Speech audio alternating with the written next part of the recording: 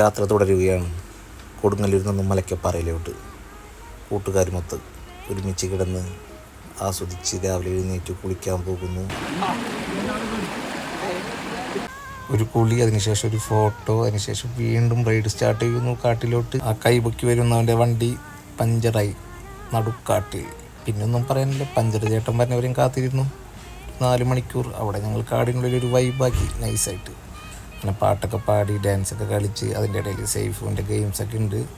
സൈഫു 15 പേരെ കൈ കാട്ടുമെന്നാണ് പറഞ്ഞത്. ഇതാണ് സൈഫു, കക്കാട്ടോൺ സൈഫു എന്നാണ് അവിടെ അറിയപ്പെടുന്നത് കൊടുങ്ങല്ലൂർ.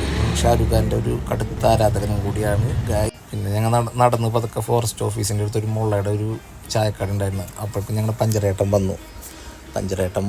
പഞ്ചറേട്ടൻ കാറ്റടിച്ചു. ഞങ്ങൾ പ്ലാൻ ബി ആയത് കാരണം കൊണ്ട് തിരിച്ചു വരുന്ന വഴിക്ക് ഒരു കുളത്തിലും കൂടെ ഒരു കുളിയാക്കാന്ന് വെച്ചു. ഓരോ യാത്രകളും ഓരോ അനുഭവങ്ങളാണെന്ന് പറയുന്നത് വളരെ സത്യമാണ്.